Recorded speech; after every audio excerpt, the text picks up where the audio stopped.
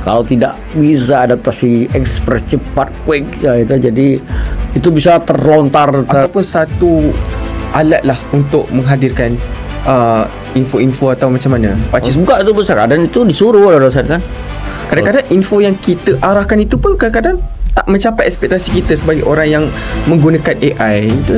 Jadi bagaimana ini kan dengan mudahnya kita kan, misalkan kita bikin tentang artikel, tapi ini kan ciptaan manusia yang dimodif secara digital, kemampuan sains. Assalamualaikum and hello Tribuners. Kembali lagi dalam podcast Dua Negara, dan kali ini pendapat dua benua. Hari ini bersama dengan saya Najmi dari mahasiswa Universiti Kebangsaan Malaysia dan tetamu khas Deputy Head of Tribun News Padang, Pak Email. Assalamualaikum Jimmy. Apa kabar? Hai. Kabar baik. Panggil Pak Cik bisa? Boleh, dengan senang hati.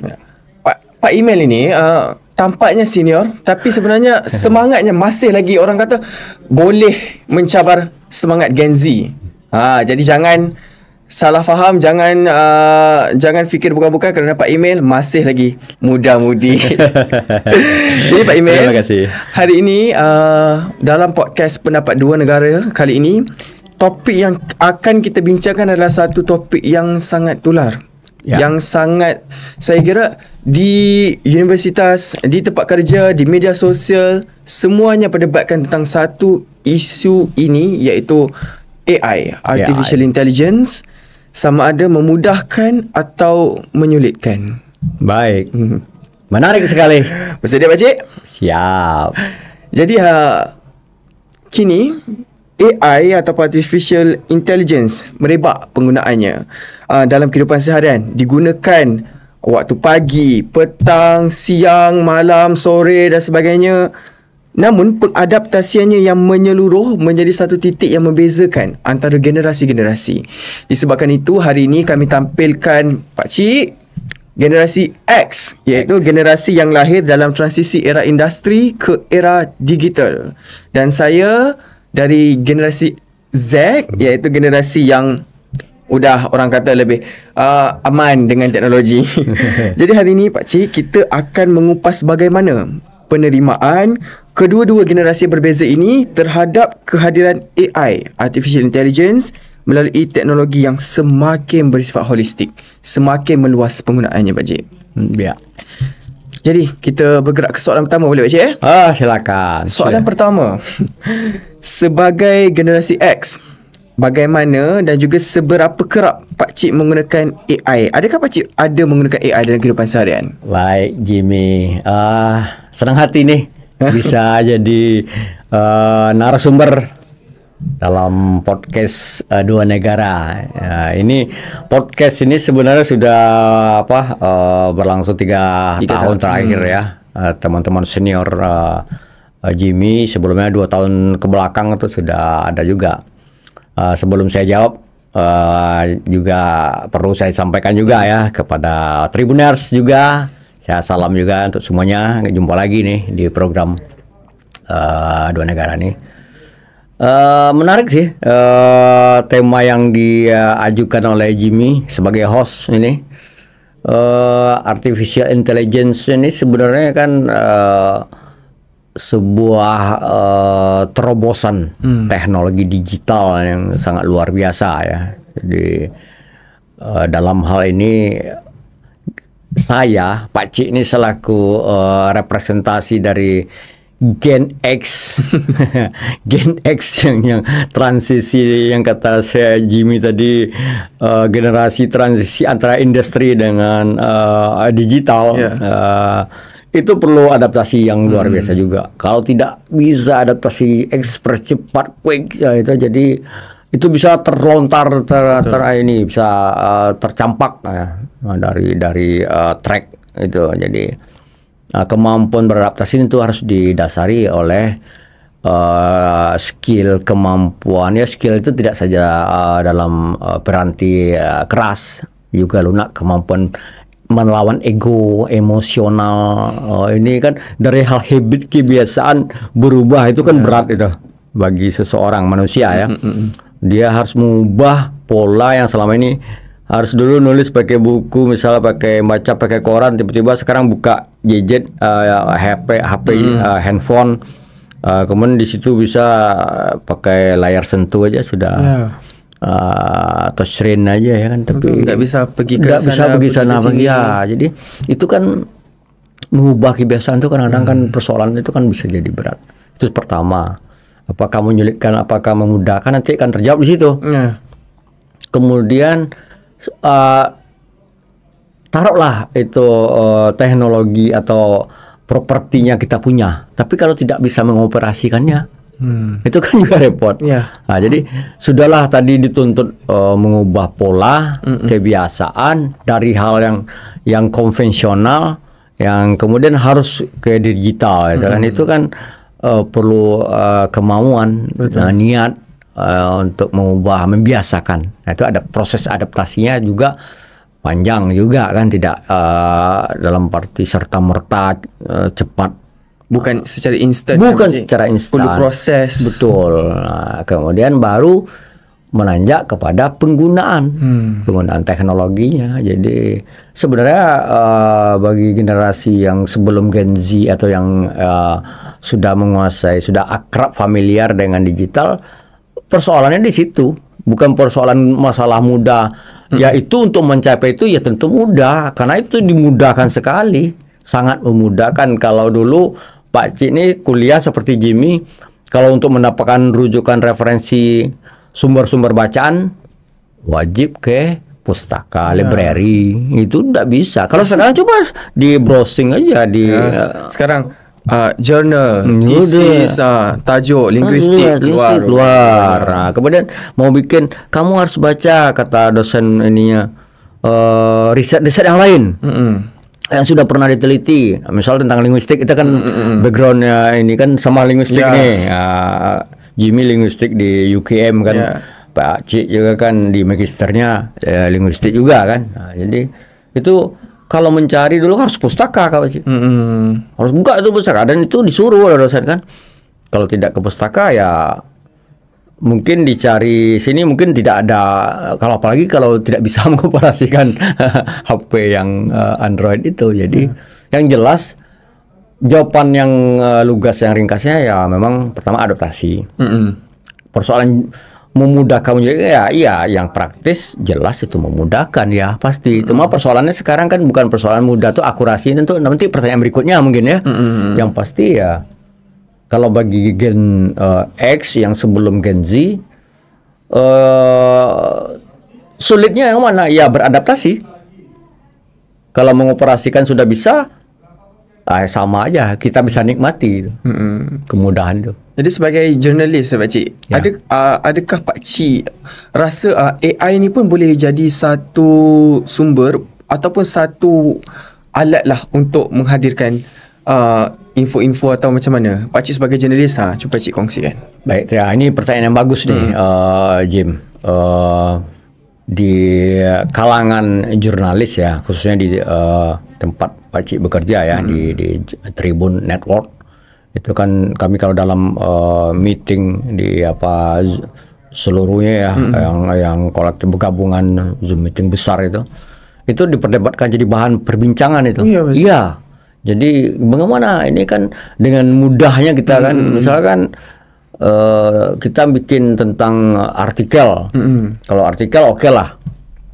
Tapi kalau misalnya sifat produk jurnalistik yang sifatnya harus hunting, kemudian menuliskannya ke dalam draft naskah untuk ya jadi bahan artikel atau berita news, itu kan sangat kalau ya ada bahasa ini, kalau bahasa Indonesia itu riskan, kalau bahasa Melayunya apa tuh, beresiko. Riskan tuh kan mengundang risiko. Jadi kalau dalam bahasa jurnalis itu, kalau di Indonesia itu belum ada jaminan garansinya aman atau pers klar. Jadi bisa jadi yang kita enter dari AI artificial intelligence itu kan juga akurasinya juga belum pas kan. Bisa saja kita ketik UKM, bisa saja dia keluar nanti. UKM kan University Kebangsaan Malaysia. Tapi di sini di Indonesia ada juga yang singkatan akronimnya UKM juga, Unit Kegiatan Mahasiswa. Bisa saja kan? Ya. Nah, kalau kita tidak tahu, kita kutip jadi bahan misalnya news. Itu kan menyesatkan ke publik. Jadi menurut saya Pak Cik, ya kalau dalam kapasitas sebagai jurnalis, penggunaan artificial intelligence mungkin dalam hal-hal yang mungkin kita mengeksplor misalnya istilah-istilah yang memang belum familiar. Misal itu boleh mungkin digunakan. Tapi kalau misalnya interview dengan narasumber kita olah, kita racik menggunakan pendekatan itu ya riskan.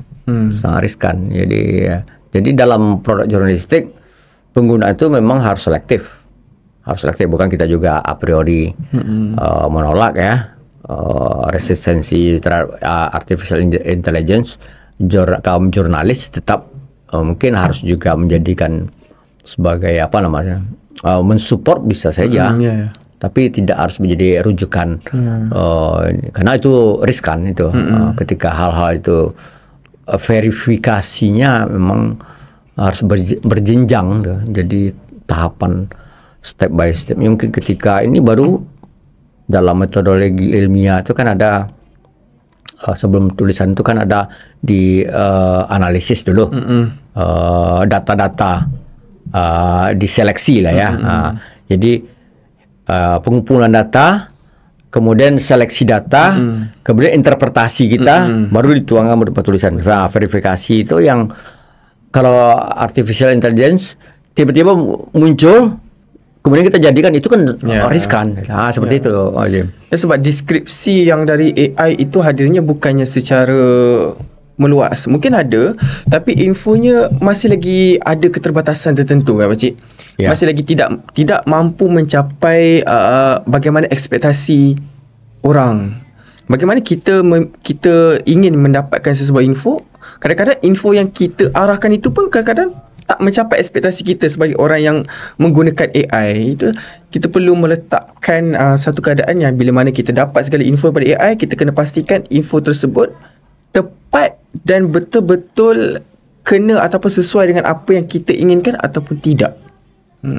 Jadi perlu sesuai adaptasi lah Pakcik ya. Betul. Ya, kuncinya memang kata kuncinya di adaptasi, dan juga kalau sudah menjadikan itu untuk rujukan, ya tolong perhatikan. Itu harus di uji analisis lagi karena akurasinya belum tentu sesuai dengan yang faktualnya, yang objektivitasnya. Begitu Jim. Demikian. Okey, kita ke soalan seterusnya Pakcik. Pada pendapat Pakcik, kita sekarang ni dah banyak penggunaan AI. Kadang-kadang ada kita mendapatkan info pun daripada AI. Tapi kita tak perasan daripada AI juga boleh mendatangkan penipuan. Boleh berlakunya penipuan yang datang daripada AI, info-info yang tidak sahih. Pakcik sebagai jurnalis yang senior, yang super senior, bagaimana ataupun mungkin satu info yang Pakcik mau sampaikan kepada Tribuners, bagaimana untuk kita mengelakkan daripada menjadi mangsa penipuan tersebut? Baik, terima kasih Jim. Itulah yang jadi sering jadi dipertanyakan ya. Ketika mempublish, men-share informasi, apalagi di media atau di platform yang sudah lolos verifikasi sebagai media mainstream, itu kan tidak serampangan ya, tidak seceroboh itu kita mempublish. Jadi kalau kita menjadikan itu pedoman sebagai sumber, itu kan tadi lah balik lagi, riskan, sangat berisiko. Jadi apalagi bisa saja itu jadi modus untuk tindakan kejahatan penipuan. Itu apalagi sekarang kan canggih cara-cara penipuan, bisa saja orang tertipu oleh hal-hal yang berbalut modus ya kultur lah, dalam kultur. Kalau bukan kita kayak agama lah. Kalau agama mungkin itu keyakinan ya. Misalnya sosok profil yang disegani di situ. Kalau di kita di budaya kita, misal ada pemangku adat atau di Malaysia itu ada juga kan, mungkin raja apa misalnya. Ketika seorang raja bisa melakukan itu, mungkin rakyatnya mungkin mau ikut. Seperti itu misal. Ketika yang dilakukan itu ternyata hoax atau misalnya, itu kan berbahaya. Yeah. Nah, jadi kalau kita di jurnalis ada misalnya konten-konten seperti itu, tiba-tiba ada informasi salah seorang pemangku adat misalnya di satu daerah di Sumatera Barat, mungkin dia mengajak kaum di ranji silsilahnya yang dekat sanak dan sanak, kerabat sahabat keluarganya, dan mengikut itu jadi sekte misalnya, itu kan enggak, kalau kita publish itu kan berisiko. Apalagi itu tadi ada yang rambu-rambu dalam jurnalis itu, ada kan yang tidak boleh kita langgar itu kan suku, agama, ras atau etnis, dan antar golongan. Golongan itu antar komunitas, kelompok-kelompok, organisasi perhimpunan itu kan. Nah, itu kita tidak boleh, itu harus berimbang. Jadi penyajian kemasannya, packagingnya dalam produk jurnalistik itu sangat kalau bahasa diprototin tuh, dicermati sebelum dipublish. Jadi kalau insya Allah kalau di media-media di mainstream, kaum jurnalisnya biasanya dia punya kode etik. Kode etik. Jadi kode etik itu yang mengingatkan, warning ya, apa sih tuh, yang memberikan semacam give you reminder. Betul. Seperti itu. Jadi antisipasinya di situ ada kode etik, ada ya sistem-sistem yang sudah terpola yang harus. Ya tinggal kalau dia profesional, insya Allah tidak akan ikut dalam jebakan seperti itu. Demikian. Macam satu virus kan Pak Cik. Ya. Bila seorang guna, jadi menyampaikan berita itu kan mudah. Satu klik mudah, beritanya tersebar. Betul. Jadi itu menjadi peranan setiap manusia. Setiap orang ada peranan tertentu untuk apabila kita dapat info tu, bagaimana kita menentukan info tersebut boleh dipercayai atau tidak boleh dipercayai, ataupun kurang boleh dipercayai. Berbalik kepada bagaimana individu tersebut menerima info tersebut. Sebab tu kita ada syarikat-syarikat media yang berdaftar. Di Indonesia banyak syarikat-syarikat media yang berdaftar. Salah satunya Tribun. Di setiap daerah ada kan Pakcik? Ya. Jadi jadikan mereka ini sebagai satu platform yang boleh menjadi platform utama dalam menyampaikan berita dan sebagainya. Satu perkara yang mengejutkan saya Pakcik, baru-baru ni kan, dalam 2 minggu lepas kan kita dihebohkan dengan gempa bumi di Rusia, Pakcik kan. Lepas tu berita berkaitan dengan ikan paus mati Pakcik. Sebenarnya berita hoax yang bukan berlaku tahun ini kan Pakcik. Betul, udah lama. Itu sebenarnya saya yang Jimmy nulis itu saya sendiri orang yang membaca di Twitter sebagainya Pakcik, bila lalu kita dalam keadaan yang orang kata sedikit takutlah sebenarnya Pakcik kan. Bencana alam ni bukan salah satu perkara yang mudah, yang kita anggap mudah. Jadi bila kita dapat info macam tu, kita jadi macam curiga. Rupa-rupanya info yang tidak sahih itu mudah tersebar Pakcik. Betul. Berbalik, info yang betul sekarang ni enggak jadi susah disebarkan. Info yang salah pula yang banyak disebarkan. Dan sebenarnya kita kena lebih berhati-hatilah. Sebagai jurnalis, Pakcik tentu ada banyak share ingin bagi tahu kepada Tribuners bagaimana anda ingin pastikan anda bukan orang yang ditipu. Dan sebagai pembaca, saya bercakap sebagai seorang pembaca kepada anda, pastikan berita yang anda dapatkan itu sumbernya dari mana Pakcik? Ya, betul. Adakah sumber itu boleh dipercayai ataupun sekadar sumber yang kalau di Malaysia kita panggil tangkap muat. Ambil, kita letak. Jadi sebenarnya bukan semua info tu kita boleh terima. Cukup sekadar jadikan sebagai boleh dijadikan sumber, tapi perlu ada limitasi. Setakat melebarkan pembacaan, Bagaimana kan pakcik? Jadi kalau macam kita banyak menggunakan AI, sebenarnya ya kita banyak tahu benda, tapi pengalamannya enggak terlalu banyak pakcik. Pakcik pun tahu AI ya boleh memudahkan kerja, tapi sampai satu tahap boleh membahayakan. Jadi soalan terakhir pakcik, Ya. sebagai karyawan dalam media, dalam kompartmen media yang besar di Indonesia, di negara kita ni, di dunia media, apa perasaan pakcik apabila hadirnya AI? Adakah pakcik rasa terancam ataupun pakcik rasa AI ni masih boleh dibantai? Gimana?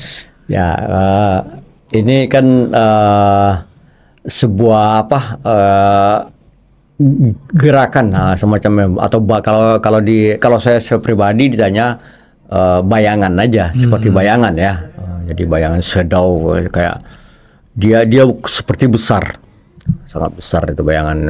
Seperti tiba-tiba bisa aja menyelimuti kita dilingkupinya dan hilang gitu kan. Nah, tapi sebenarnya kan kalau bayangan itu kan sebenarnya tidak ada wujudnya. Betul. Bahkan bayangan yang besar itu dari kita. Ya. Jimmy biasanya ada lampu tuh yang di belakang Jimmy itu lebih gede dari Jimmy, bisa jadi kalau hari misalnya pencahayaannya dari mana misalkan. Seperti itu juga. Jadi AI itu sebenarnya kan ciptaan manusia.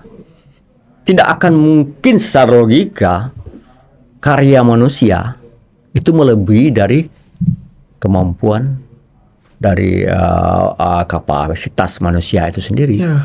Itu logika seperti itu. Jadi kita oleh Allah SWT tidak boleh takabur ya. Saya tidak takut atau saya tidak boleh. Itu kan tidak boleh juga. Kita harus tapi kita tetap sebagai manusia yang berpikir bahwa ini berkembang, ini jadi fenomenal ya, karena itu kan karena manusia juga. Semakin masif manusia itu membesarkan artificial intelligence, ya tentu akan besar terus. Dan ketika manusia juga sepakat tidak akan membesarkan, saya rasa itu artificial intelligence juga akan meredup. Betul, logika benar tak? Ya, dari manusia pun yang penggunanya pun manusia juga. Betul. Kita yang menentukan. Mendrive-nya manusia. Kemudian apakah kita takut akan dimakan? Yang membuat manusia, kecuali Allah yang membuat, sang pencipta, yang maha pencipta ya. Dan dia juga yang membinasakan bisa kan. Tapi ini kan ciptaan manusia yang dimodif secara digital, kemampuan sains, ilmu yang tinggi. Ya nama saja kecerdasan buatan, karena dalam padanan katanya kan artificial intelligence. Itu kan kecerdasan buatan dibuat. Sementara ini anugerah ini yang otak, sel otak di manusia ini yang berjuta-juta sel yang dikaruniai oleh sang pencipta kepada manusia itu kan berjuta-juta sel ini. Ini dibuat oleh yang ini. Apakah dia akan mengalahkan yang ini? Itu logikanya seperti itu. Saya balikkan lagi pertanyaan kepada Jimmy. Nah, seperti itu. Betul pakcik. Kadang-kadang kita rasa AI lah penamaannya, AI lah yang mampu memberikan segalanya. Tapi kita lupa sebenarnya yang datang daripada AI itu pun sendiri ada di otak. Sebagaimana AI berfikir, sebenarnya hasilnya itu datang daripada kognitif yang hadir daripada Allah Subhanahu Wa Taala. Bagaimana Allah menurunkan ilmu, begitulah ilmu itu disampaikan. Cuma sekarang medan penggunaan ataupun bahan penyebaran ilmu itu sekarang sudah beralih ke arah teknologi daripada AI sebagainya pakcik. Jadi artificial intelligence memudahkan atau menyulitkan, pada pandangan saya pakcik, boleh memberi kelebihan, tetapi penggunaannya perlu diletakkan satu garis penamat. Ataupun ada perkara yang boleh kita rujuk AI, ada perkara yang kita tak boleh langsung kita gunakan AI sebagai peneman. Sebab bukan semua perkara perlu dan juga sangat mementingkan keadaan yang normal, kebiasaan. Bila kita guna AI, apa-apa yang dikeluarkan adalah sama. Jadi kalau semua orang guna AI, ada kemungkinan pakcik di dalam dunia ni semua orang akan berfikir dengan cara berfikir yang sama. Betul. Kalau semua guna benda yang sama, maka pemikiran akan sama, hasil akan sama. Jadi dekat situ sedikit demi sedikit bila semua benda sama, nilai kompetitif tu dah tak ada Pakcik. Dah tak ada semangat kompetensi. Kita dah tak nampak orang dah berlumba-lumba untuk menjadi seperti ini, menjadi seperti itu, sebab semua orang boleh menjadi macam mana mereka inginkan. Jadi Pakcik, kata-kata akhir, Pakcik rasa memudahkan atau menyulitkan atau bagaimana? Ya, kalau pertanyaan tadi dijawab lagi kan, apa yang jelas segala sesuatu yang diberikan kemudahan mudah. Mudah. Tidak, masa kita dengan diberikan fasilitas seperti tadi kita harus ke pustaka, library, jadi ini sudah disediakan mudah kan. Ini persoalan tadi itu kalau pertanyaan sebatas pertanyaan jawabannya mudah. Tidak sulit, jadi kan dunia ini kan mudah jadi gampang. Tapi persoalannya sekarang ya dipergunakannya bermanfaat atau tidak. Pertanyaan berikutnya, apakah punya nilai aksiologinya AI, artificial intelligence, bermanfaat kapan? Kemudian berisiko kapan? Jadi mungkin seperti itu. Tapi kalau mudah secara, apakah dengan adanya artificial intelligence bikin orang mudah? Iya, mudah kan? Kalau Pakcik jawab tidak, diketawakan oleh Tribuners juga. Oh, Pakcik ini tak mengerti tentang chat GPT sekarang ada, apalagi tinggal Google searching di googling, browsing seluruh itu mudah kan dunia. Memang purpose-nya untuk memudahkan. Okay? Memang memudahkan, tapi ya memanfaatkan atau tidak. Betul. Itu baru pas. Jadi Pakcik, okey, kita banyak perbincangan kita berdasarkan artificial intelligence yang sebenarnya boleh dirungkaikan dalam pelbagai sudut. Hari ini kami tampilkan Pakcik sebagai memberi pandangan dari sudut pandangan seorang jurnalis, sebagai orang super senior dan sebagainya. Jadi anda Tribuners semestinya datang daripada pelbagai aspek latar belakang. Ada mungkin yang educator, ada yang mungkin researcher. Jadi bagaimana pula pandangan anda terhadap penggunaan AI? Boleh sharekan di komentar ataupun boleh mungkin Tribuners ada topik-topik yang lebih hangat untuk kita jadikan topik podcast Pakcik? Boleh kongsikan di ruang komentar dan pastikan anda sentiasa mendapatkan update dari Tribuners, dari Tribun News Padang. Bisa juga media sosialnya, Instagram, apa lagi? Kita ada IG. TikTok, Facebook, Twitter, Thread, semua ada. Jadi bagaimana anda ingin mendapatkan maklumat? Letakkan Tribune sebagai satu cabang dan sumber anda mendapatkan info. Jadi itu saja Tribuners. Terima kasih. See you guys later. Bye.